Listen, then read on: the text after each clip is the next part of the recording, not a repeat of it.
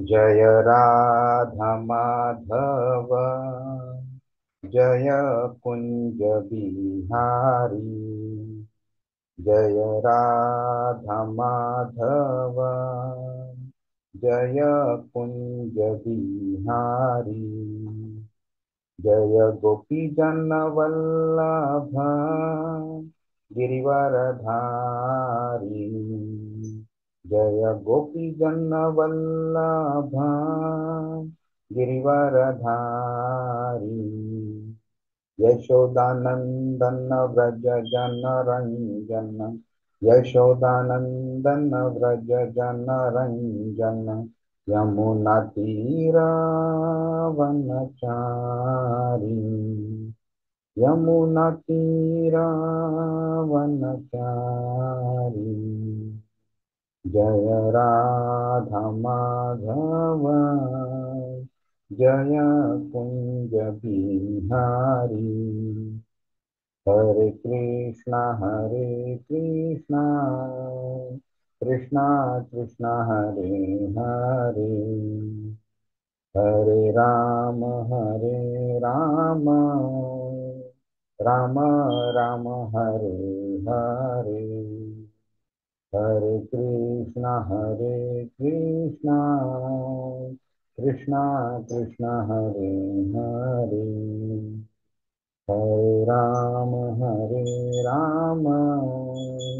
राम राम हरे हरे। जय राधा श्याम सुंदर, राधा श्याम सुंदर राधे। जय कृष्ण बलराम, कृष्ण बलराम, कृष्ण बलराम। जय कृष्ण बलराम, जय गौरानिताय, गौरानिताय, गौरानिताय। जय गौरानिताय, जय जय प्रभुपाद, प्रभुपाद, प्रभुपाद। जय श्रील प्रभुपाद। हरिनाम संकीर्तन की जय, श्रीमद् भगवद गीता की जय, श्रील प्रभुपाद की जय। ओम अज्ञानतिमिरान्धस्य ज्ञानाञ्जनशलाकया चक्षुरुन्मीलितं येन तस्मै श्रीगुरवे नमः। श्रीचैतन्यमनोभीष्टं स्थापितं येन भूतले स्वयं रूप कदा मह्यं ददाति स्वपदान्तिकं। वन्देऽहं श्रीगुरो श्रीयुतपदकमलं, श्रीगुरुं वैष्णवांश्च श्रीरूपं साग्रजातं सहगण रघुनाथान्वितां तं सजीवं साद्वैतं सावधूतं परिजनसहितं कृष्णचैतन्यदेवं श्रीराधाकृष्णपादां सहगण ललिता श्रीशाखान्वितांश्च। हे कृष्ण करुणा सिंधु दीनबंधु जगत्पते गोपेश गोपिकान्त राधाकान्त नमोस्तुते।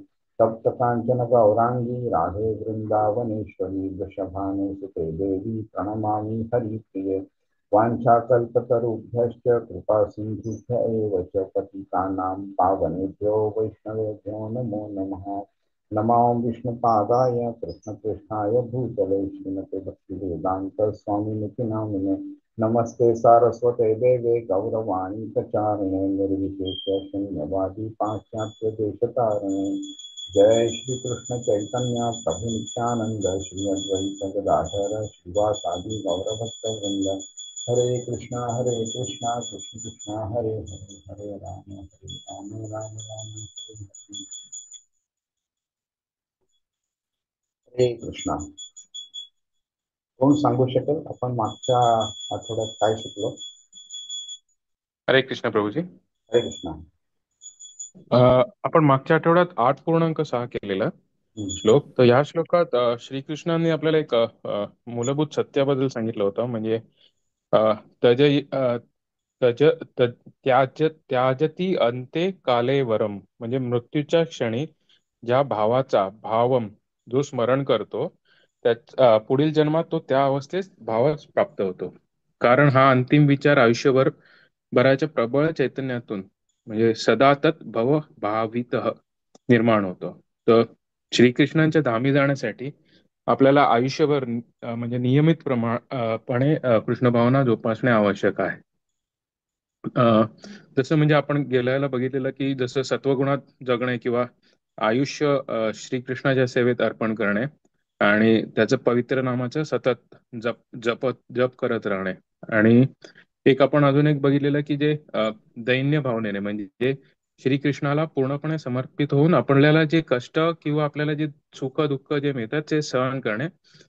तर असं केल्याने मृत्यूसमयी म्हणजे आपल्याला कृष्णाचं स्मरण होण्यासाठी खूप उपयोगी होईल.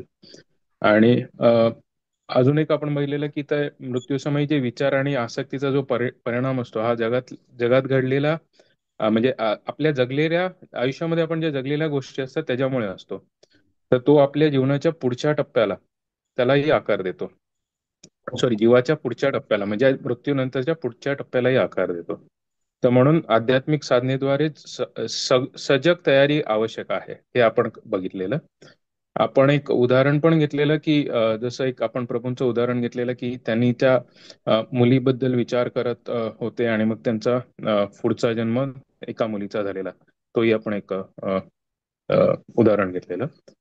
आणि जर एखाद्याचे जीवन श्रीकृष्णावरती केंद्रित असेल तर नक्कीच त्याचा अंतिम विचार त्यांच्याबद्दलच होईल आणि मग त्याच्या आध्यात्मिक प्रगतीसाठी किंवा जी पुढची जी गती आहे ती त्याला प्राप्त होईल, श्रीकृष्णाचं धाम प्राप्त होईल. हरे कृष्ण. हरे कृष्ण. खूप छान, खूप छान. कोणाला काही पॉइंट ऍड करायचं? प्रभूजी, मला एक विचारायचं होतं की इथे आपण म्हणजे कृष्ण भगवान हे करुणामय आहे हे पुन्हा या श्लोकाद्वारे सिद्ध झालेलं आहे. म्हणजे जर आपण कृष्णाचं ध्यान करत असू तर कृष्णाचा भाव आपल्या नेक्स्ट याच्यामध्ये येऊन आपण कृष्णाच्या धामी जातो. आणि जर अपार्ट फ्रॉम कृष्ण भगवान दुसरी जर भावना असेल तर ती भावना पण आपली पूर्ण करतो. सो इथे पुन्हा ते म्हणजे जाणवलेलं आहे असं मला एक जस्ट ऍड करायचं. इज इट राईट टू से प्रभू? हो हो, बरोबर आहे, बरोबर आहे. तर गंमत कशी होते, आपल्याला असं वाटतं की कधी कधी आयुष्यामध्ये काही भौतिक दृष्ट्या काही निगेटिव्ह घडलं तर आपल्याला वाटतं देव निष्ठुर आहे, त्याला माझं काळजी नाहीये, दया नाहीये त्याला वगैरे. पण गंमत अशी असते की त्या वाईट गोष्टी म्हणजे म्हणजे ते असं वरवरून जे वाईट दिसतं त्यातनं खरोखर जे एंड रिझल्ट आहे तो वाईट आहे का चांगला आहे ही समजण्याची बुद्धी आपल्याकडे नसते. आपल्याला वाटतं आईनी मुलाला ओरडलं किंवा वडिलांनी मुलाला मारलं तर ते वाईट करतात म्हणून. पण त्या मारण्यामुळे जर का त्या मुलाला चांगले संस्कार लागणार असतील, त्याच्या वाईट सवयी निघून जाणार असतील, चांगल्या सवयी लागणार असतील आणि तो मुलगा एक चांगला नागरिक, चांगला मुलगा, चांगला विद्यार्थी जर बनणार असेल तर त्याच्यात चूक काय आहे? मोठं झाल्यावरती आपल्याला कळून येतं की नाही, आई वडिलांनी मला त्यावेळी सरळ मार्गावरती आणलं म्हणून मी आज चांगल्या मार्गावरती आहे. नाहीतर त्याच वेळी मला जर त्यांनी थांबवलं नसतं तर मी वाईट मार्गावरती गेलो असतो. हे आपल्याला समजतं. पण तरी सुद्धा जेव्हा आपल्या आयुष्यात चुकीच्या घटना घडतात तरी पण आपण देवाला त्यावेळी दोष देतो का? तर तुझ्या कंट्रोलमध्ये आहे, हे आणू शकला पाहिजेस का नाही आणू शकला पाहिजे, तरी तू ते आणून दिलंस. पण आपल्याला हे समजत नाहीये की ही करणी जी आहे ती आपलीच आहे. आपणच जाणून बुजून त्यावेळी पाप केली होती, तर त्याची तो फळ आता आपल्याला देतोय आणि त्या फळांबरोबर तो अक्कलही देतोय आपल्याला, म्हणजे आपण हे परत करू नये. तर ह्या गोष्टी आपल्याकरता चांगल्याच आहेत. त्यामुळे आपल्या आयुष्यामध्ये चांगलं काय घडतंय, वाईट काय घडतंय हे आपल्याला समजू नाही शकत, पण त्याला समजतंय आपल्याला. तसंच हेच प्रिन्सिपल जर का आता आपण आधीच्या श्लोकामध्ये अप्लाय केलं तर आपल्याला समजून येतं की बिकॉज आपलं मन त्या कृष्णाच्या व्यतिरिक्त काही गोष्टींमध्ये अडकलेलं, म्हणून कृष्णाने आपल्याला त्या प्रकारचं विचार आपल्या आयुष्याच्या शेवटी आणला आणि म्हणून त्या प्रकारचं देह आपल्याला दुसऱ्या जन्मी मिळाला. आणि त्या देह मिळाल्यामुळे त्या देहामधनं इतकी हाल अपेष्टा आपले होणार आहेत की आपल्याला त्यानंतर अक्कल येईल की बाबा नाही, कृष्णाचा मी विचार केला नाही म्हणून मला हे सगळं असं झालेलं आहे. त्यावेळी तो इतका केअरफुल राहील तो की आयुष्यामध्ये मी काय गोष्टींचा विचार करतो आणि काय नाही केला पाहिजे आणि त्यामुळे माझ्या मृत्यूसमयी जो विचार येणार त्याच्यावरती कसा इन्फ्लुएन्स होणार आहे आणि मी तोच निगेटिव्ह इन्फ्लुएन्स कसा बाहेर काढू आणि कृष्णाचा विचार करून कृष्णाकडे कसा जाऊ हे आपल्याला त्यावेळी समजेल. त्यामुळे जर का तुम्ही एंड रिझल्टच्या पर्स्पेक्टिव्हने बघितलं ना, तर कृष्णाकडे घेऊन जाणारा प्रत्येक इव्हेंट, जर का एंड रिझल्ट कृष्णाकडे आपल्याला घेऊन जाणार असेल, तो प्रत्येक इव्हेंट चांगला आहे. जर का एंड रिझल्ट त्याचा खराब आहे आणि ज्याच्यामुळे आपल्याकडे कृष्णाकडे जाणं लांबणार आहे किंवा खूप वेळ लागणार आहे त्याला, किंवा मे बी आपण जन्म जन्म जन्म जन्म लागू शकतील त्याला, तर मग तो इव्हेंट वाईट आहे. आणि ह्याच कारणाकरता लोकांना समजत नाही की पुण्य हे सुद्धा खरं त्रासदायकच आहे. पुण्यापेक्षा अकर्म करावं, भक्ती करावं आणि तीच ऍक्शन परफॉर्म करावी, पण चांगल्या मेंटॅलिटीने, स्वार्थी मेंटॅलिटीने नाही. हरे कृष्ण. कोणाला काही प्रश्न आहे आधीच्या श्लोकाबद्दल?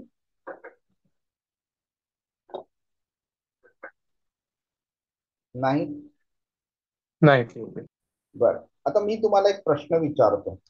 आपण प्रत्येक वेळी क्लास सुरू होण्याआधी हे सगळे प्रेयर्स म्हणतो, राईट? ओम ज्ञान तिमिरांधस्य वगैरे. आणि मला खात्री आहे त्याच्या खाली काही ट्रान्सलेशन वगैरे दिलंय, तर ते ट्रान्सलेशन पण तुम्ही वाचलं असेलच नक्की. तर ते गुरुकडे प्रार्थना करतो, गुरुची कृपा मागतो, नंतर कृष्णाची प्रार्थना करतो, षडगोस्वामींची प्रार्थना करतो, प्रभुपदांची प्रार्थना करतो. ह्या सगळ्या गोष्टी आपण का करतो कोणाला माहिती आहे?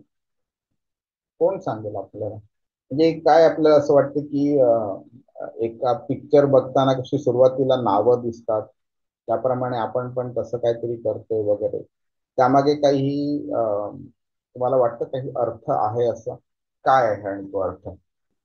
प्रभूजी, हे म्हणजे ना, आपण आधी देवाला म्हणजे श्रीकृष्णांपर्यंत पोहोचायचं असेल आपल्याला, तर हे जे आपले जे आपण सतोवृत्ती आपण जे म्हणतो ना, की जे आपल्याला जे प्रिव्हियस आचार्य जे आहेत, ज्यांनी आपल्यासाठी एक मार्गदर्शन करून ठेवलेलं आहे, ते आपण त्यांना आपण एक विनंती करतो की मला श्रीकृष्णांपर्यंत पोहोचवून द्या म्हणून, आणि आपण त्यांना समर्पित करतो, म्हणून श्रीकृष्ण आपल्याला म्हणजे लवकर प्राप्त होतात. किंवा एखाद्या गुरुशिवाय किंवा एखाद्या मार्गदर्शनाशिवाय श्रीकृष्णापर्यंत पोहोचणं खूपच अवघड आहे, असं मला वाटतं.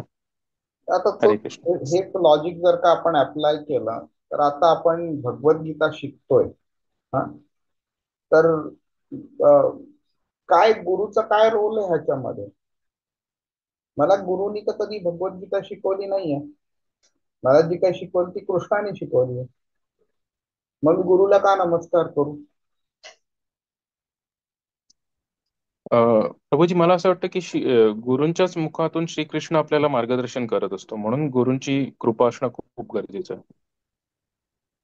बर, सीमा माताजी.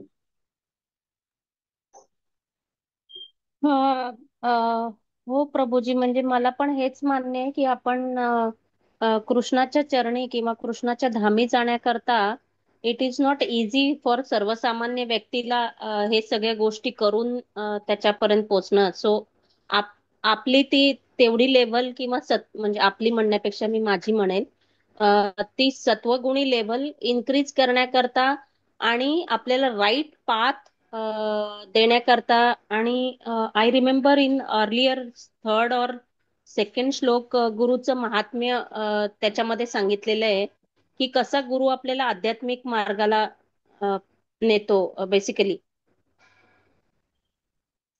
तर बरोबर आहे. तर गंमत कशी असते की ही जी काही आध्यात्मिक विद्या आहे ना, ही असं कोणाच्या एलिजिबिलिटी प्रमाणे होत नाही, किंवा बाबा हा व्यक्ती खूप श्रीमंत आहे म्हणून त्याला मिळेल, हा व्यक्ती गरीब आहे म्हणून त्याला मिळणार नाही, किंवा ही व्यक्ती खूप सुशिक्षित आहे, अगदी MBA PhD वगैरे सगळं केलंय आणि ही व्यक्ती पहिली पास पण नाहीये, ह्याला नाही मिळणार. किंवा ही व्यक्ती खूप सुंदर दिसते, ही व्यक्ती कुरूप दिसते, ह्याला मिळेल, ह्याला नाही मिळणार.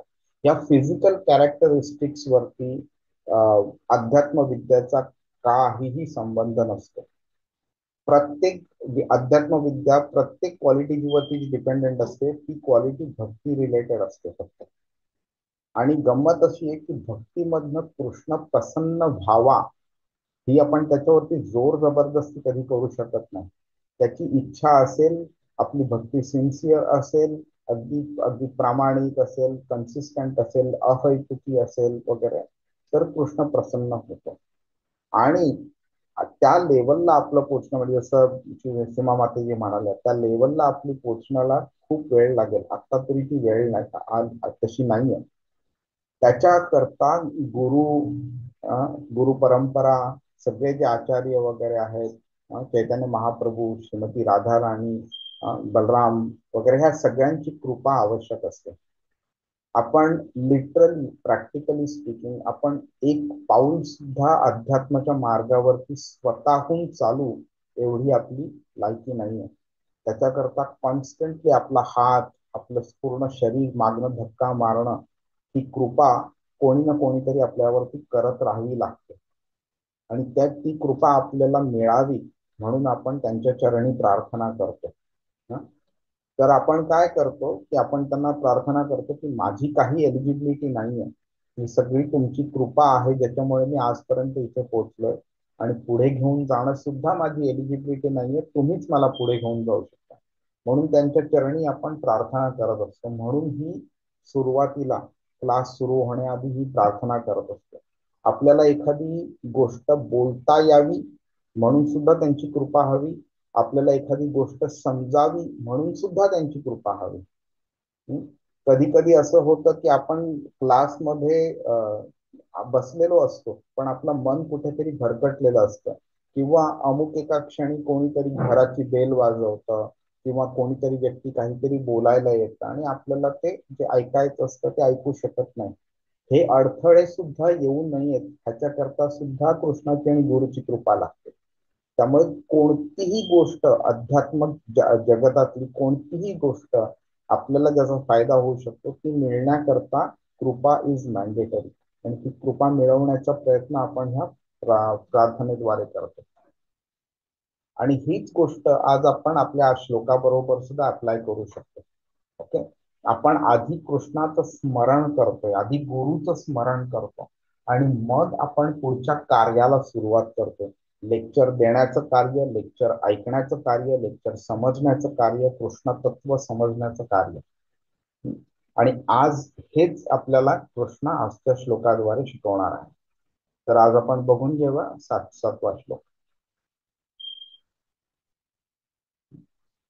हरे कृष्ण. अरे सॉरी, मी 7व्या अध्यायात गेलो.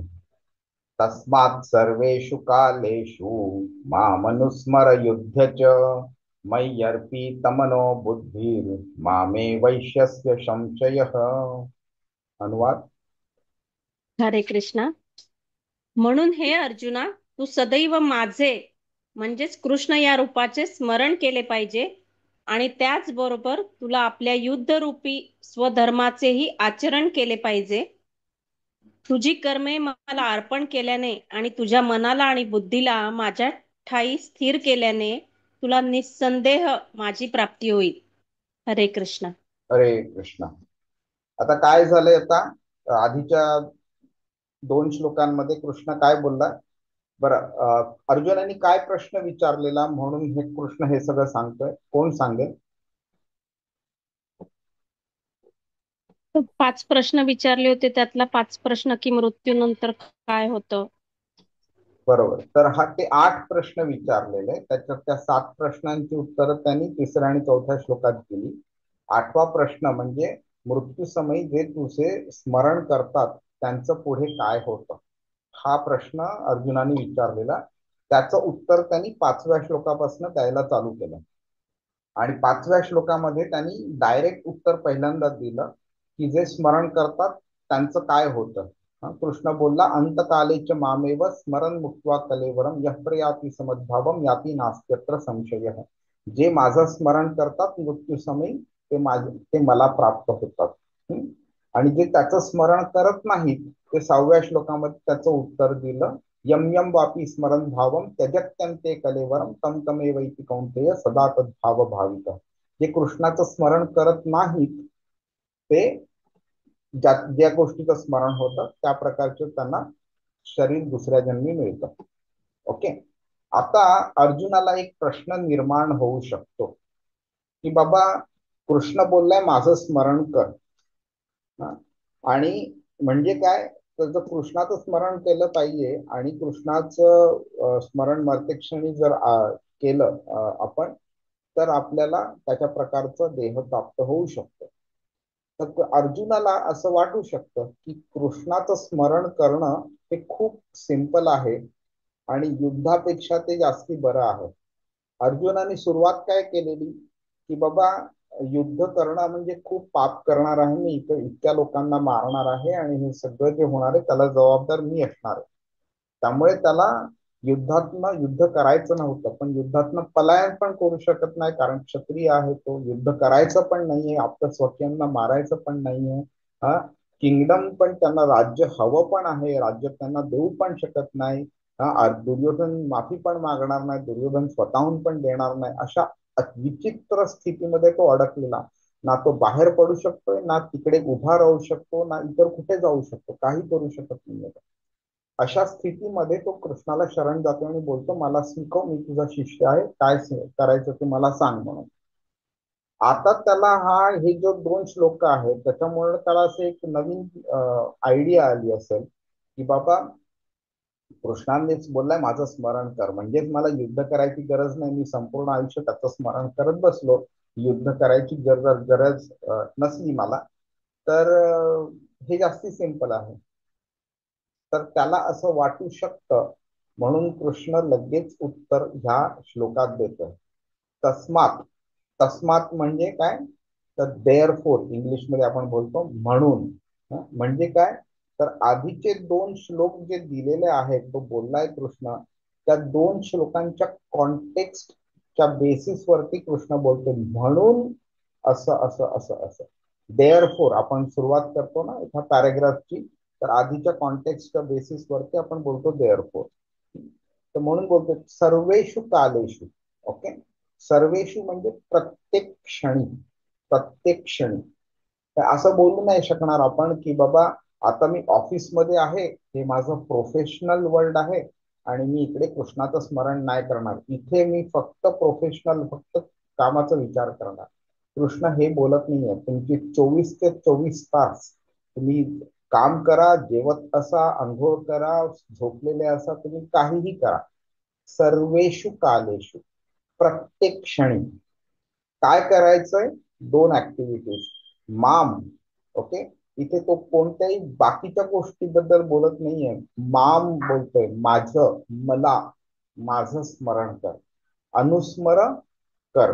आणि युद्धच, म्हणजे तो हे कृष्ण अर्जुनाला बोलत नाही की फक्त एका जागी बस आणि माझं स्मरण कर म्हणून.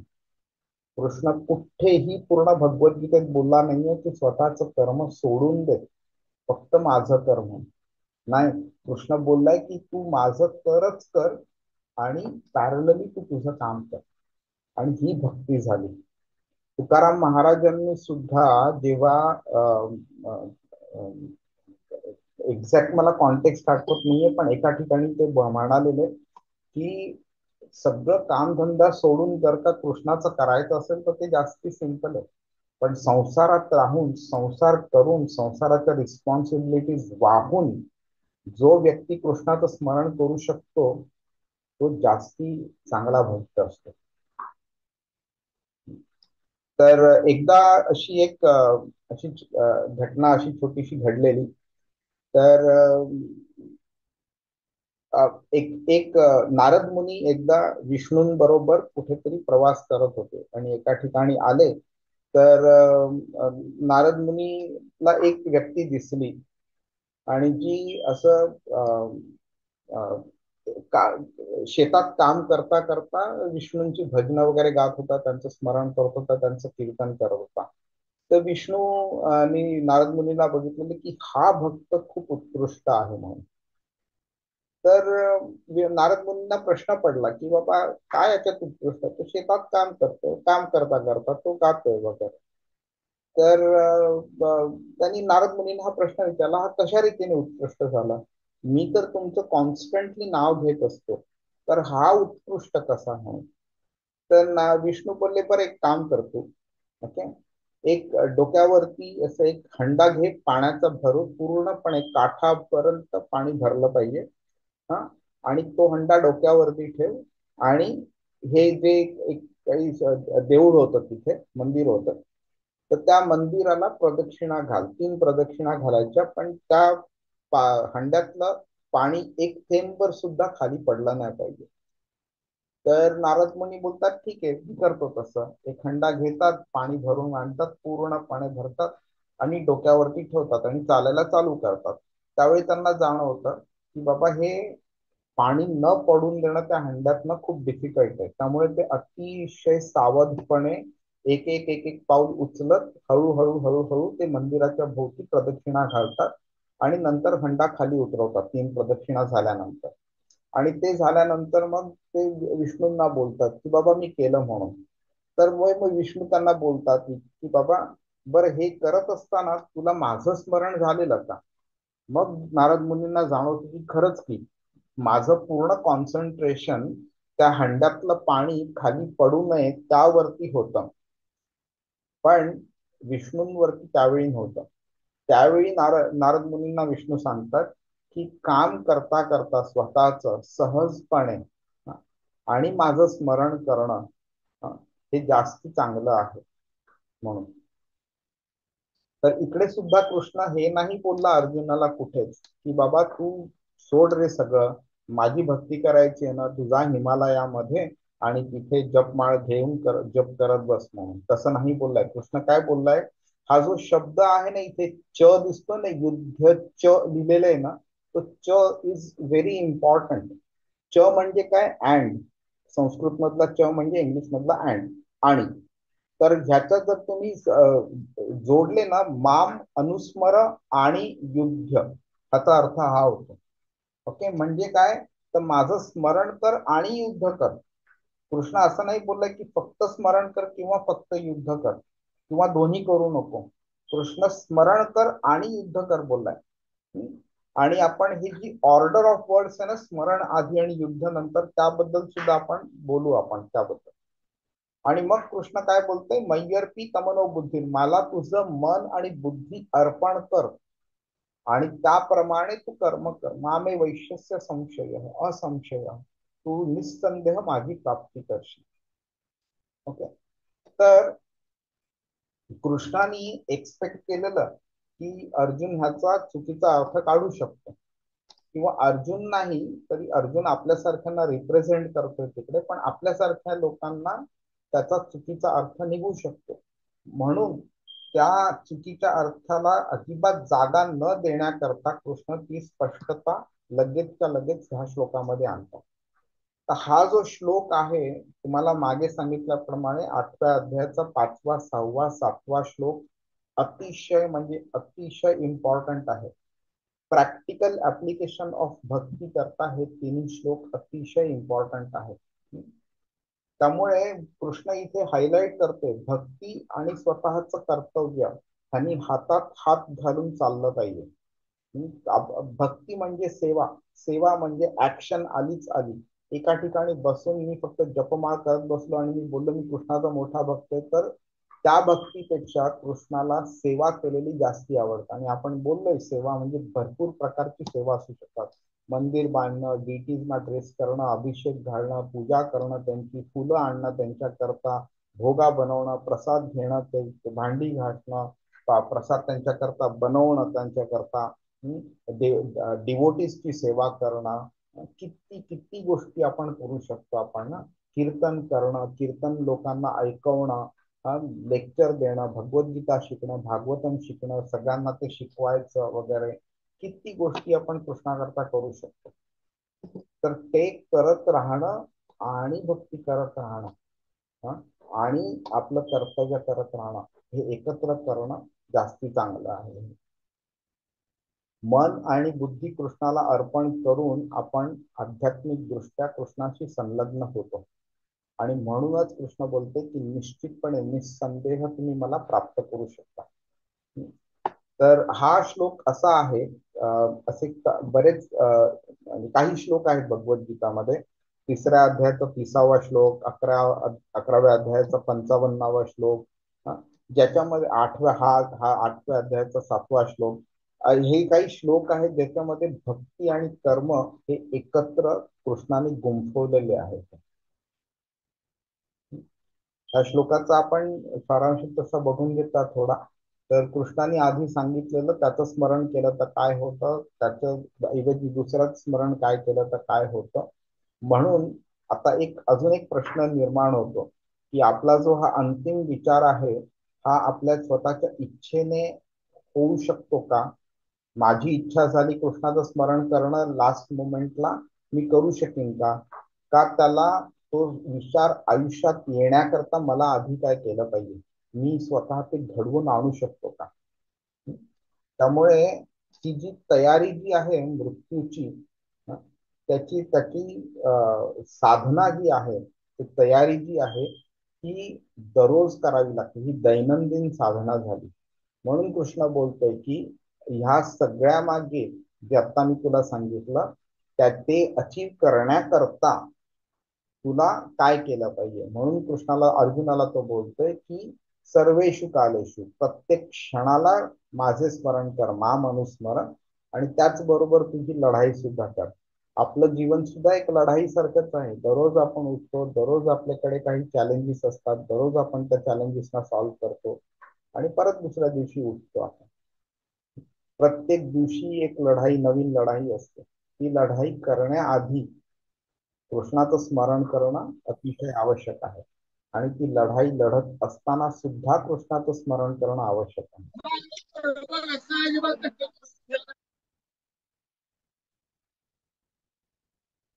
आणि मग त्याचं रिवॉर्ड कृष्ण आपल्याला अगदी लास्ट मोमेंटला देतो. मामे वैश्यसी संशय, तू नक्कीच संशय रहित तू मला प्राप्त करशील. हरे कृष्ण. या सूचनेचा आपण आपल्यासारख्या गृहस्थांसाठी काय महत्व आहे ते पण जर आपण समजून घेऊया. आपण भौतिक क्रियांमध्ये गुंतलेलो असतो. आपल्याला आपण असं बोलू नाही शकत की आता हा कृष्णाने सांगितलेलं आहे मनुस्मरण, तर चला सगळ्या बायको मुलांना नवऱ्याला सांगायचं की बाबा तुम्ही तुमचं बघा मी चाललंय आता. तर कृष्ण ह्याची परवानगी देत नाहीये. आणि आपलं जे कर्तव्य आहे ती कर्तव्य आपल्याला पार पाडलीच पाहिजे. ती सोडावी ही कधीच कृष्णाने सांगितलं नाहीये. पण कर्तव्य करत असताना सुद्धा त्याचं स्मरण करणं, हरे कृष्ण महामंत्रचा जाप करत राहणं, कृष्णाचा विचार करत राहणं, हे जास्ती इम्पॉर्टंट आहे. आणि त्याचं कृष्ण इकडे ते आपल्याला गायडन्स देतो, आपल्याला सांगतोय कसं करायला. हे केलं जर आपण तर भौतिक गोष्टींपासून आपण मुक्त होतो आणि आपलं मन, आपलं बुद्धी आपण कृष्णामध्ये गुंतवतो. आणि हे समजणं काही तसं जास्ती डिफिकल्ट नाहीये. जेव्हा आपण भौतिक इच्छा ठेवून त्या एखाद्या गोष्टीचा आपल्याला ते कार्य केल्याने जर काही फायदा होणार असेल तर आपण कधी कार्य जर केलं तर आपलं उद्दिष्ट काय असतं, तो फायदा मिळवणं असतं. आपल्याला आपण ऑफिसमध्ये जातो, नोकरी करतो, त्यावेळी काय असतं, प्रत्येक वेळी आपलं प्रमोशन किंवा कोणी आपल्याला अप्रिशिएट जर केलं तर ते अप्रिसिएशन किंवा सॅलरी किंवा काहीतरी बेनिफिट आपल्याला जर दिसला तर आपण ते कार्य करायला जातो आणि किंवा ऑफिसमध्ये जातो. नाहीतर ह्या गोष्टींमध्ये काहीही जर का आपल्याला मिळणार नसलं तर काय होतं, दर सकाळी मग प्रत्येक व्यक्तीला वाटतं की काय जायचं रे ऑफिसला, तेच तेच तेच तेच करायचं, काय फायदा मिळतोय मला, अशा प्रकारचं होतं. पण जर का आपण हे कार्य कृष्णाकरता जर आपण करायचं ठरवलं की बाबा कृष्णा तू मला एक चांगलं कुटुंब दिलंयस, या कुटुंबाला तुझ्या सेवेमध्ये अर्पण करण्याकरता मला त्यांना चांगली शिकवण देणं आवश्यक आहे, त्यांचा सांभाळ करणं आवश्यक आहे. त्यांचा सांभाळ करणं म्हटल्यावरती त्यांचं फिजिकल सांभाळ, मेंटल सांभाळ दोन्ही मला करायला पाहिजे. त्याच्याकरता मला पैसा अर्न करणं आवश्यक आहे. तर मी जे नोकरीला जातोय आणि पैसा आणतोय ते माझ्या फायद्याकरता नाहीये, ते तुझ्याकरता करतोय मी. ही सगळी लोक चांगले भक्त बनावी, तुझी चांगली सेवा करावी, ह्याच्याकरता मी हे सगळं करतो. ह्या विचाराने जेव्हा आपण कामाला सुरुवात करतो त्यावेळी आपल्याला कळून येईल की आपल्याला कधी नोकरीला जाण्याकरता असा कंटाळा कधी येणार नाही. का तर त्यावेळी स्वार्थ नसतो आपल्या मनामध्ये, आपण फक्त ते करायचं ते कृष्णाकरता करायचं म्हणून करत असतो. तर जेव्हा आपण हा विचार ठेवतो की बाबा हे मी माझ्या स्वार्थाकरता करत नाहीये, कृष्णा तुझ्या करता करतोय, त्यावेळी मग आपल्याला एक वेगळ्याच प्रकारची स्फूर्ती निर्माण होते. आपल्याला कधीच ऑफिसला जाण्याकरता कधीच कंटाळा येणार नाही आपल्याला. आणि त्यातनं जे फळ मिळणार आहे ते फळातनं सुद्धा आपण कृष्णाकरताच काही ना काहीतरी करणार आहोत. त्यामुळे आपलं जे कर्तव्य आहे गृहस्थ म्हणून असो किंवा कोणताही रोल असो, ते कर्तव्य स्वार्थी हेतू नसताना जर का आपण केलं, कृष्णाकरता केलं, तर ते नेहमी त्याचा पॉझिटिव्हच आउटकम होणार आणि ती खरी भक्ती झाली. तर अर्जुनासाठी ह्याचं महत्व काय आहे, तर कृष्ण त्याला कॉन्स्टंटली त्याला बोललाय तुला लढाई केलीच पाहिजे, तू लढ तू लढ तू लढ म्हणून वगैरे. आणि अर्जुनाला आपल्याला ते त्याचे डाऊट्स होते मनामध्ये, मी का लढावं, इतक्या लोकांना मारणार आहे, त्याचं पाप मला लागणार, भीष्म द्रोण हे माझे पितामह आहेत, माझे टीचर आहेत, माझे गुरु आहेत, ह्यांना मारणार मी, असं करणार पाप करणार वगैरे. आणि हे सगळे त्याच्या विचारांमुळे त्याला प्रत्येक वेळी त्याचा जो उद्दिष्ट जो होता युद्ध करण्यामागे, तो नेहमीच स्वार्थी उद्दिष्ट होता. त्याचा स्वतःचा फायदा त्याला दिसत होता. त्याला हे कळत नव्हतं की कर्मयोग म्हणजे काय. त्याला हे कळत नव्हतं की कृष्णाकरता कर्म कसे अर्पण करावे. आणि म्हणून कृष्ण त्याला कॉन्स्टंटली कर्मयोगाबद्दल सांगतोय, ज्ञान योगाबद्दल सांगतोय, आत्मा शरीर ह्यातला डिफरन्स वगैरे हे सगळं सांगतोय. आता त्यांनी भक्ती योगावरती पाऊल टाकलेलं आहे त्यांनी शिकवण्याकरता, आणि तिकडे तो हे शब्द वापरतोय, माम अनुस्मरा आणि मग युद्ध. तर प्रथम माझे स्मरण कर आणि मग लढाई कर, हे तो सांगतो. हे खूप इम्पॉर्टंट आहे. भगवद्गीता ज्या व्यक्तीने सांगितलेली आहे ना, त्या व्यक्तीने संस्कृत भाषेचे निर्माण पण त्यांनीच केलं. ह्या जगामध्ये जे काही ज्ञान आहे, कोणत्याही प्रकारचं, सायंटिफिक असो, आध्यात्मिक असो, आर्ट्स रिलेटेड असो, लँग्वेज रिलेटेड असो, कोणत्याही प्रकारचं नॉलेज आहे, त्याचा उगम श्रीकृष्णांकडनं झालेला आहे. मत्तः स्मृतीर ज्ञानम अपोहनम च, 15व्या अध्यायाच्या 15व्या श्लोकात बोलतो, माझ्याकडनं स्मृती, ज्ञान आणि विस्मृती होते. ज्ञान जे काही आहे ते सुरुवातीला ब्रह्मदेवाला कृष्णाने शिकवलेलं आहे. हे श्रीमद भागवतम मध्ये 2ऱ्या स्कंधाच्या 9व्या अध्यायामध्ये आपल्याला शिकून येतं, कळून येतं आपल्याला. तर कृष्ण इथे संस्कृतचा पंडितांचा पंडित आहे, पंडितांचा गुरु पण आहे कृष्णच आहे. तर त्याला हे शिकवणं आवश्यकता नाहीये की कोणते शब्द करेक्ट आहेत, कोणते शब्द कुठे आणि कधी आणि कसे वापरावे, ही परफेक्टली नोज. म्हणून तो अनुस्मर हा शब्द आधी वापरतो, युद्ध च नंतर वापरतो. जर का त्यांनी युद्ध आधी वापरलं असं आणि अनुस्मर नंतर वापरलं असतं तर अर्थ काय निघाला असं, अरे तू पूर्ण लढाई कर रे आणि नंतर तू माझ्याकडे ये क्षमा मागायला की इतक्या लोकांना तू मारलं म्हणून, हा मग मी तुला क्षमा करेन. नाही, आधी तू माझं स्मरण कर आणि मग तू तुझी लढाई लढ. आपल्याला सुद्धा तेच शिकवतोय तो इकडे. आधी तू माझं स्मरण कर, आधी तू मला नमस्कार कर, माझं कॉन्स्टंट स्मरण करत राहा आणि मग तुला जे करायचं ते कर. उगीच नाही आपल्याला आई वडील शिकवायचं, रे परीक्षेला चालला आधी नमस्कार कर कृष्णाला. घराच्या बाहेर पाऊल टाकतोय, मला आई नेहमी सांगायची आणि बालपणापासून सांगायची, घराच्या बाहेर पाऊल टाकण्याआधी वसुदेव सुतम देवम कंस चाणूर मर्दनम देवकी परमानंदम कृष्णम वंदे जगद्गुरुम, हे बोलल्यानंतरच पाऊल घराच्या बाहेर टाकायचं. का सांगायचे ते आपल्याला, काही कारण होतं राईट. माम अनुस्मर आणि मग युद्ध, हे खूप इम्पॉर्टंट आहे जाणून घेणं. कोणताही म्हणजे तुमच्या दिवसाची सुरुवात असो किंवा शेवट असो, रात्री झोपण्याआधी, सकाळी उठण्याआधी, पहिलं पाऊल जमिनीवर टाकण्याआधी, आंघोळ करताना, अंघोळ झाल्यावरती कपडे बदलून आल्यावरती पहिलं म्हणजे नतमस्तक व्हायचं कृष्णासमोर. पहिलं, बाकी काहीही करायचं नाही. सगळ्या गोष्टी, तुमचे मित्र घरी येऊन तुमच्या थांबले असतील, 2 तासभर वाट बघत असतील, घराची बेल वाजत असेल, मोबाईलची रिंग वाजत असेल, सगळं गेलं बाजूला ठेवायचं. अंघोळ झाल्यावरती पहिलं काम म्हणजे आधी कृष्णाला नमस्कार करायचं. झोपून उठल्यावरती पहिलं काम म्हणजे कृष्णाला नमस्कार करायचं आणि मग दिनचर्येला सुरुवात करायचं. जेवढ्या आधी पहिली गोष्ट म्हणजे आधी कृष्णाला नमस्कार करायचा आणि मग पहिला घास किंवा पहिला पाण्याचा घोट घ्यायचा. कृष्ण आधी, बाकी सगळ्या गोष्टी ऍब्सोल्युटली, स्वतःचं शरीर, स्वतःचं मन, स्वतःची फॅमिली, जी आपला पैसा, अडका, जॉब, जे काही आहे, मॅनेजर असो, काम असो, काही असो, कृष्ण आधी, बाकी सगळ्या गोष्टी नंतर. माम अनुस्मर आणि मग सगळं काही. हे जेव्हा आपण करतो ना, तर कृष्णाच्या छायेखाली आपण वावरत असतो. कुत्रा असतो ना, इकडे तिकडे फिरत असतो, पण तो फायनली त्याची जी गळ्यातली चेन असते ती मालकाच्या हातातच असते. तो लांब कुठेही जाऊ शकत नाही, मालक त्याला बरोबर पकडून असतो. तसंच आपण पण कृष्णाचा कुत्रा बनायचं. कृष्णाने आपल्या गळ्यात एक चेन घातलेली आहे, त्या चेनचं नाव आहे हरे कृष्ण महामंत्र. ती चेनचा दुसरा जो टोक आहे ते कृष्णाच्या हातात घेतलंय त्याने. आणि मग कृष्ण आपल्याला पाहिजे तिकडे घेऊन जाईल, कसाही घेऊन जाईल. फक्त कृष्णाच्या चरणांजवळ आपण फिरत राहायचं बस.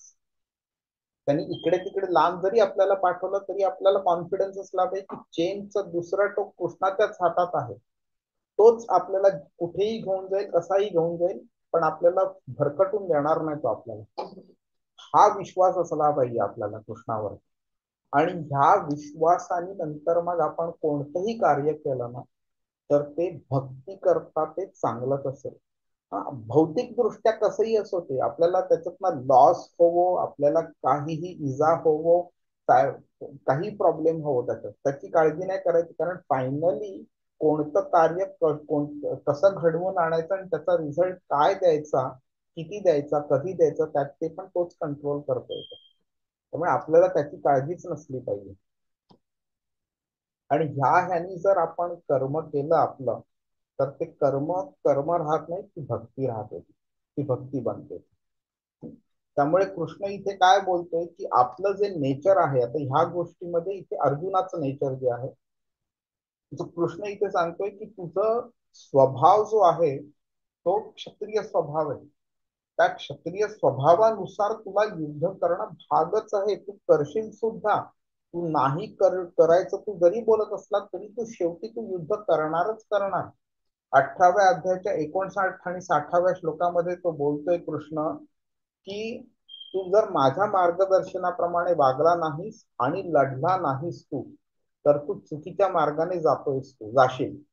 आणि तुझ्या स्वभावातून निर्माण होणार जे कर्म आहे ते मग चुकीचं ठरेल. पण तो पुढे तेच बोलतोय की तुझा स्वभाव क्षत्रिय असल्यामुळे तू शेवटी तुला तुला भाग पडेल तुला युद्ध करायला. तर म्हणजे काय, जर का तू फोर्सिबली तू युद्ध करणार आहेस तर त्याच्याऐवजी ते हॅपीली करणं मला तू अर्पण केल्याचं निमित्ताने करतो. आपल्याला आपला स्वभाव टाळता येत नाही. आपल्याला जे हे शरीर मिळालंय त्याच्याबरोबर आपलं एक मेंटॅलिटी मिळाली, त्याप्रमाणे व्यक्ती कार्य करत राहतो, त्या स्वभावानुसार कार्य करतो. म्हणून कृष्ण बोलतोय की तू जर करावंच लागणार आहेस तर तू मला स्मरण कर आणि तू कार्य कर. तर मन, बुद्धी आणि कृष्णाला अर्पण कर ह्याचं महत्व काय आहे ते आपण समजून घेऊया जरा. तर मृत्यू आपला कधी येईल आपल्याला माहिती नसतं. आपण बघतो ना, कधी कधी मुलांना टीचर बोलतात आज मी तुमची सरप्राईज टेस्ट घेणार आहे म्हणून. तर जर सांगून त्यांनी ठेवलं की बाबा 19 मार्चला परीक्षा चालू होणार आहे, सगळ्या मुलांनी हे टाइम टेबल फॉलो करायचं, त्याप्रमाणे अभ्यास करायचा आणि परीक्षेला यायचं, तर मुलांनी अभ्यास करणं आणि परीक्षेत चांगले मार्क मिळवणं पॉसिबल आहे. पण आपल्याला मृत्यू कधी सांगून येत नाही. मृत्यू टीचर सरप्राईज टेस्ट घेते त्याप्रमाणे मृत्यू येतो. कळत पण नाही आपल्याला आपला मृत्यू कधी होतो. कधी कधी तर मृत्यू समोर दिसत असला तरी आपल्याला ओळखता येत नाही की इकडे आपला मृत्यू होतोय म्हणून. त्यामुळे कसली गरज पडते आपल्याला की त्या मृत्यूच्या क्षणी चांगला विचार मनात येणं आवश्यक पडतं.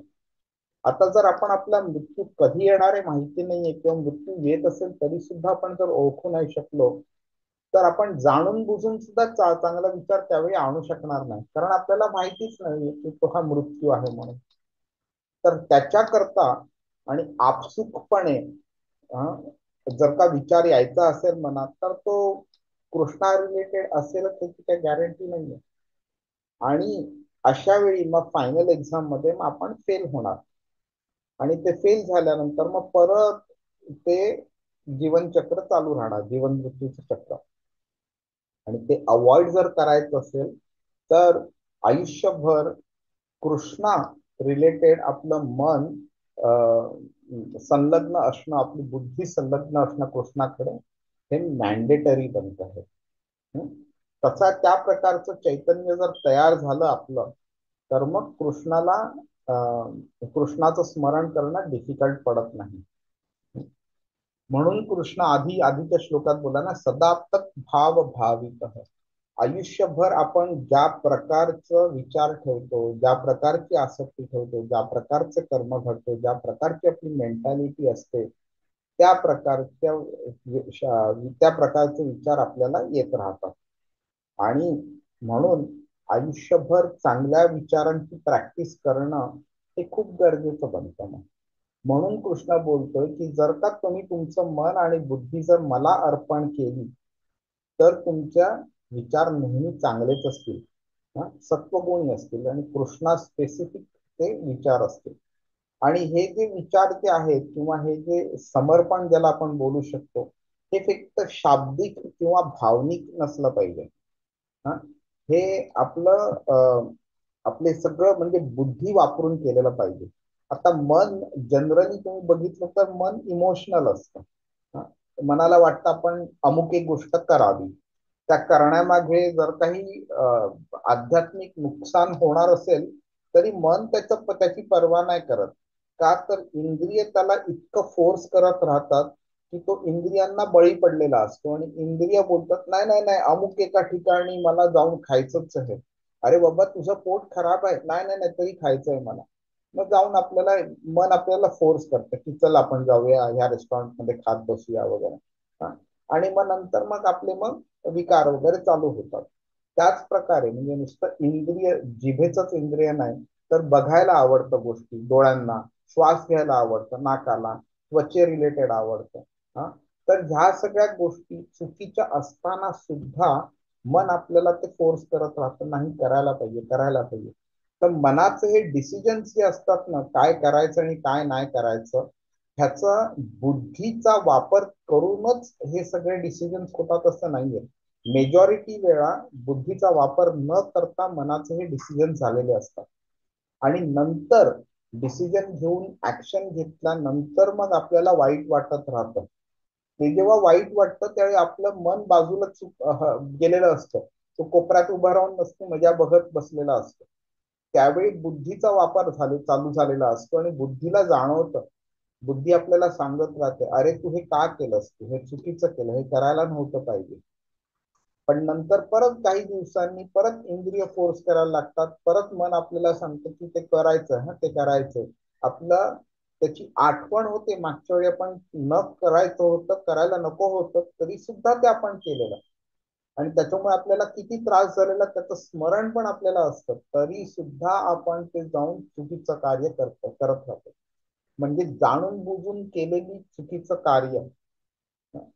तर कृष्ण बोलते की जर का तुझं मन आणि तुझी बुद्धी तू मला अर्पण केलीस, नेहमी माझ्या दृष्टीने विचार केला, माझ्या करता तू विचार केला, माझ्या करता तू ऍक्शन्स घेतल्या, तर तू नेहमी चांगले निर्णय घेशील, चांगला तर्क लावशील, तुझा उद्दिष्ट पण चांगला असेल आणि तो नेहमीच तुला हे सगळे निर्णय, तुझा तर्क, तुझा उद्दिष्ट हे सगळं तुला माझ्याकडे घेऊन येईल. तुला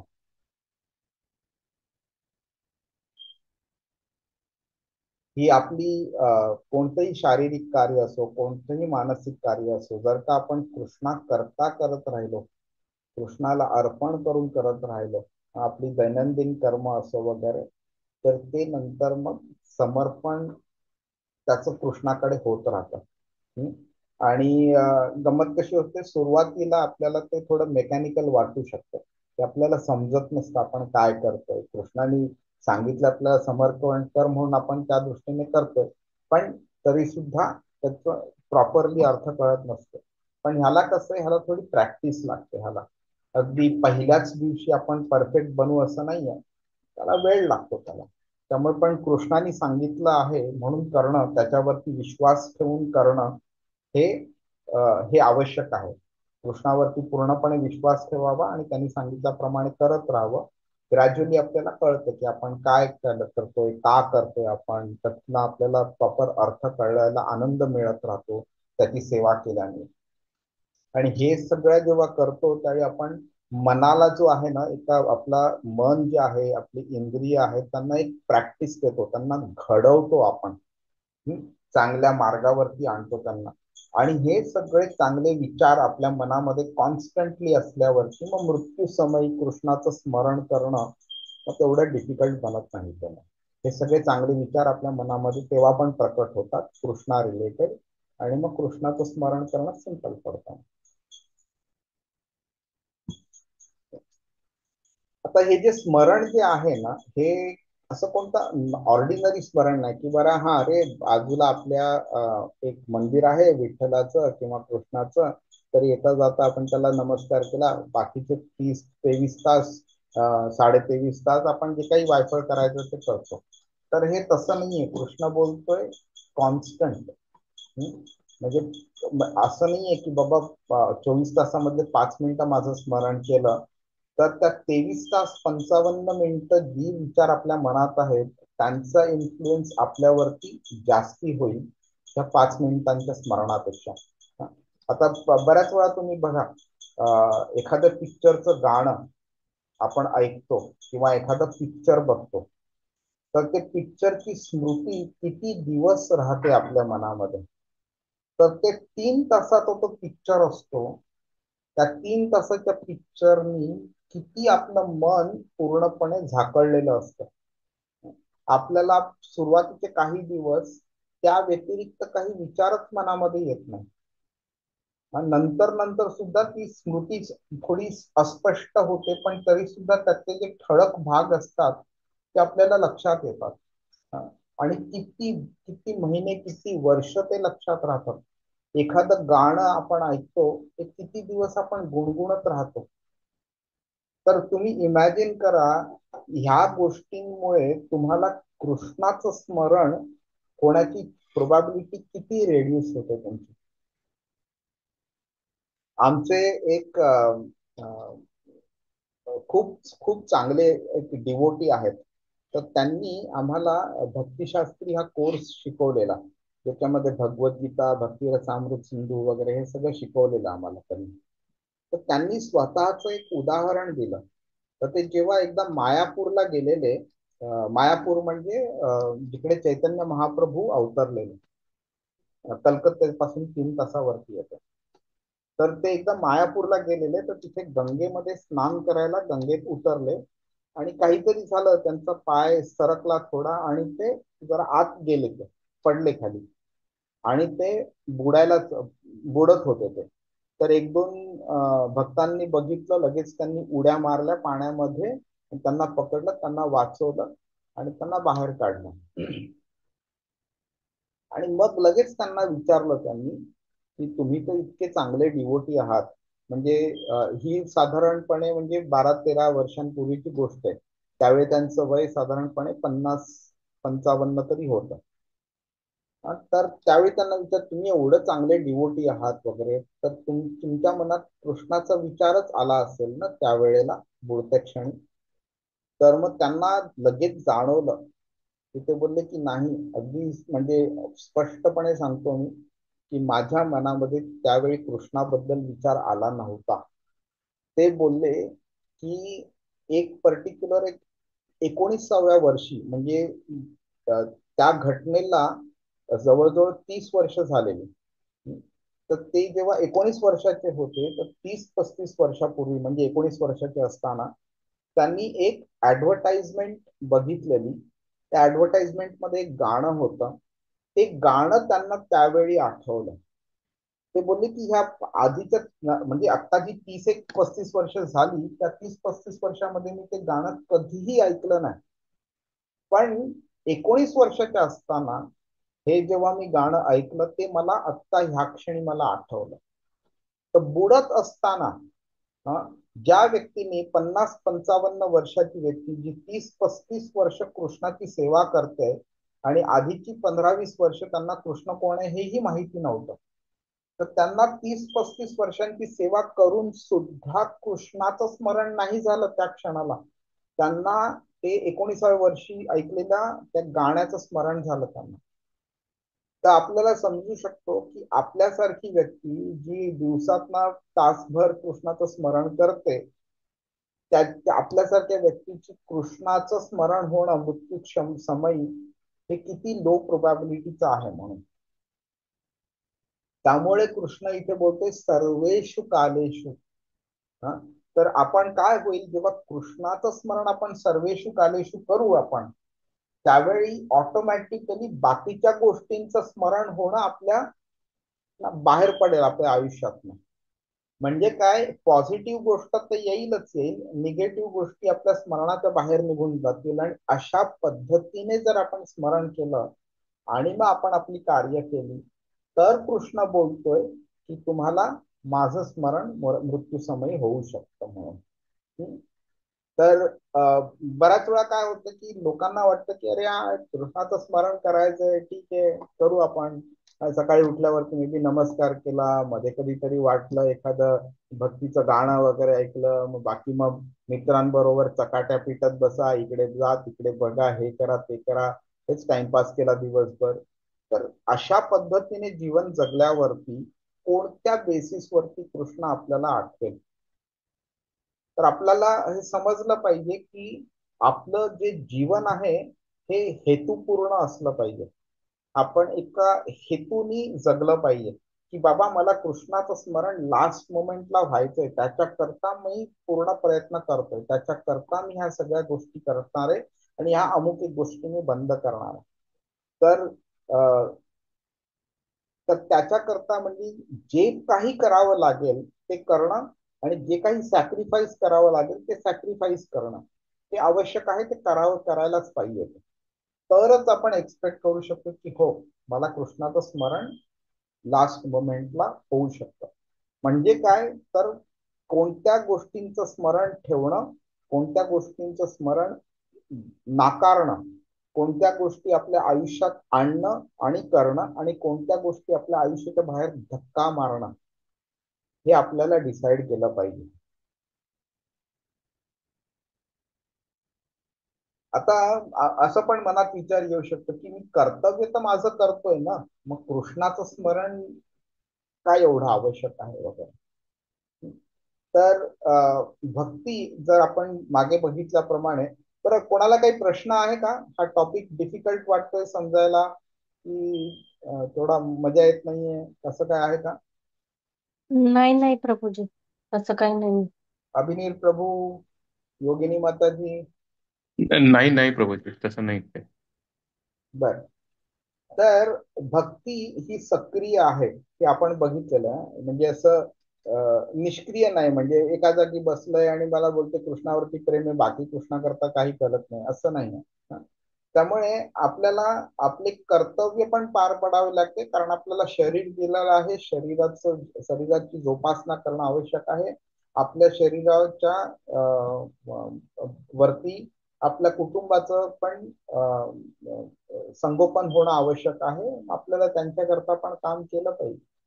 त्यामुळे शरीराकरता काम करणं पण आवश्यक आहे आणि आपली आध्यात्मिक पण प्रगती झाली पाहिजे, कृष्णाचं पण स्मरण व्हायला पाहिजे. तर ह्या दोन गोष्टींचा समन्वय होणं अतिशय आवश्यक आहे.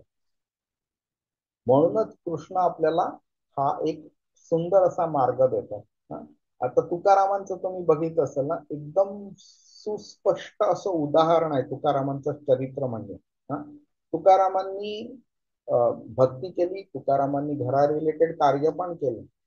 जेव्हा जेव्हा त्यांना ती कार्य अशी जी म्हणजे करावी लागली, लाईक शेताची राखण करावी लागली वगैरे. आणि तर तिकडे सुद्धा शेताची राखण करताना ते विठ्ठलाची भजनं गात होती. आणि जिकडे जिकडे त्यांचे प्रयत्न कमी पडले, त्यांना कर्तव्यापेक्षा विठ्ठलाला जिकडे प्राधान्य दिलं, तिकडे विठ्ठलाने उरलेलं कर्तव्य स्वतः पार पाडलं. की बाबा तू कर्तव्य करतोयस, तू भक्ती करतोयस माझी, तू तुझं कार्य पण करतोय, जिकडे तिकडे कमतरता होईल तिकडे तिकडे मी सपोर्ट करेन तुला. विठ्ठलांनी पण ते केलं. त्यामुळे आपण कर्तव्याला कधीच नकार दिला नाही पाहिजे. विठ्ठलानी म्हणजे त्या शेताची राखण करत असताना जिकडे ते बैलांना वगैरे घुसवलं त्या व्यक्तीने, तर त्याच्यामुळे की नाश झाला, त्याच्यामुळे पंचायतनी बोललं की तुला तुझं घर द्यावं लागेल त्यांना, त्यांच्या नुकसान भरपाई करतात. आणि हसतमुखाने त्यांचं घर पण दिलं, विठ्ठलानी दिलं, विठ्ठलानी घेऊन गेलं असं म्हणाले ते. पण नंतर काय झालं, त्याला जी धान्य मिळालं ते रेग्युलर धान्यापेक्षा जास्त मिळालं आणि विठ्ठलाने त्यांना त्यांचं घर पण परत केलं. तर जिकडे जिकडे आपण आपलं कार्य संपूर्ण मन लावून करू शकतो ते केलंच पाहिजे. जिकडे जिकडे आपण कृष्णाचं ध्यान करू शकतो ते सुद्धा केलं पाहिजे. कुठे काही आपण कमी जास्त झालं वगैरे तर विठ्ठल आहेत, कृष्ण आहेत सगळं बघायला, काय करायचं. पण कृष्ण इथे काय सांगते, तुम्ही तुमचे प्रयत्न नाही सोडले पाहिजे, तुम्ही तुमचं कर्तव्य नाही सोडलं पाहिजे, तुम्हाला तुमची कर्तव्य तुमची केलीच पाहिजे आणि माझं पण स्मरण केलं पाहिजे. तर हे जे कॉम्बिनेशन आहे ना ते तेवढं सोपं नाहीये, त्याला खूप खूप डिफिकल्टीज येतात.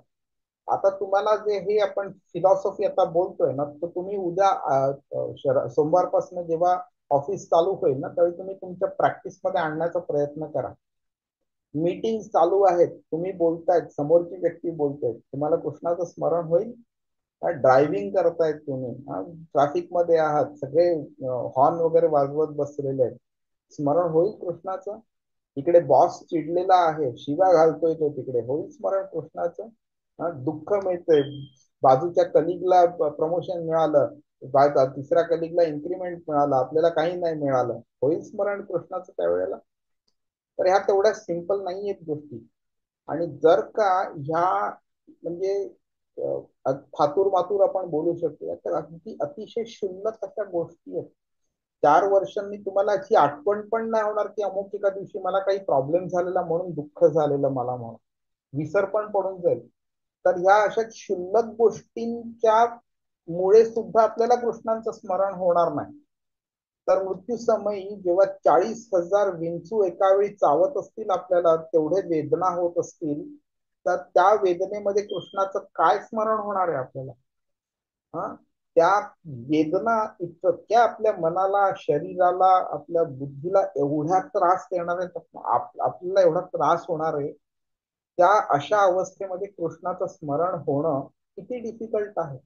म्हणून कृष्ण बोलतोय, ही जी सवय जी आहे की माझं स्मरण करणं कर्तव्य करत असताना खूप इम्पॉर्टंट आहे, आणि ही सवय तुम्हाला आत्तापासून लावायला पाहिजे तुम्हाला.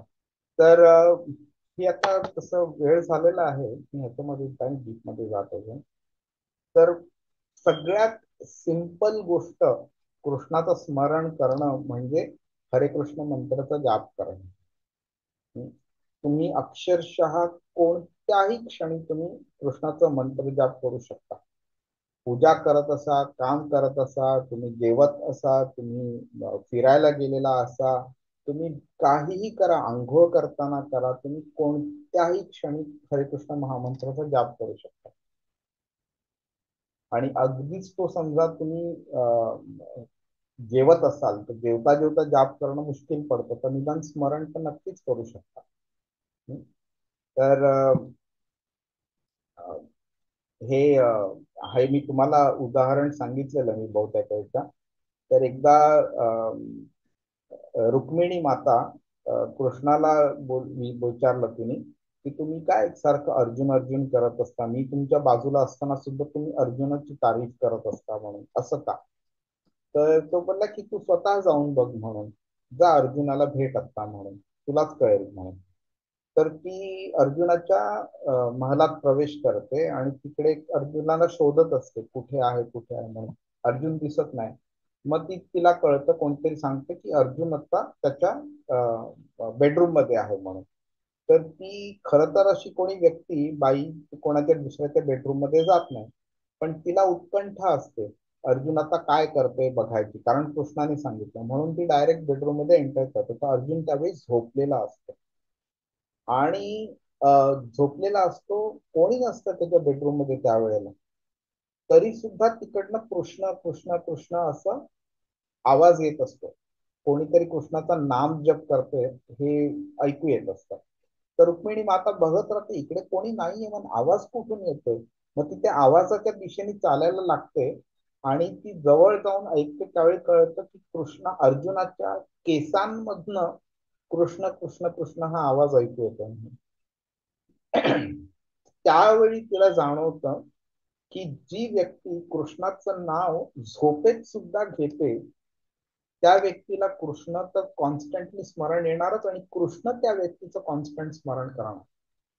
आणि त्यावेळी तिला कळतं की अर्जुन कृष्णाला इतका का आवडतो म्हणून.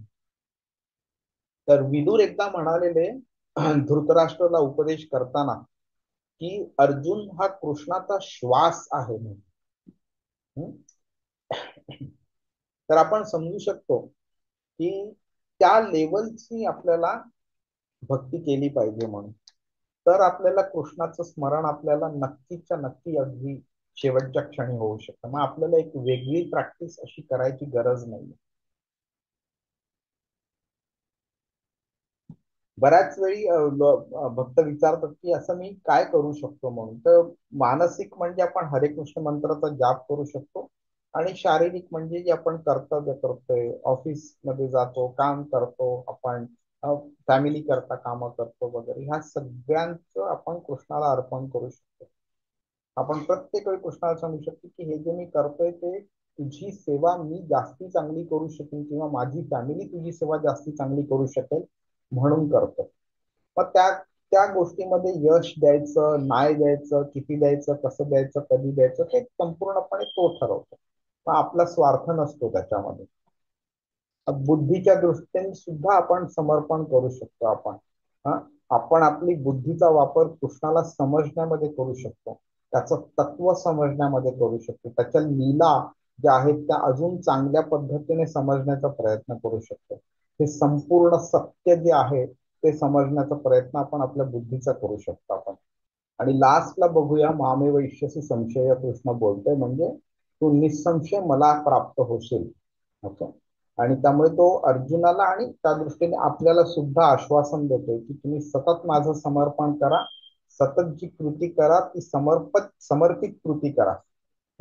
आणि निश्चितपणे तुम्ही मला प्राप्त होईल इकडे.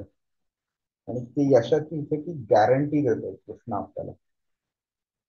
हरे कृष्ण. कोणाला काही प्रश्न आहे? हरे कृष्णा हरे कृष्णा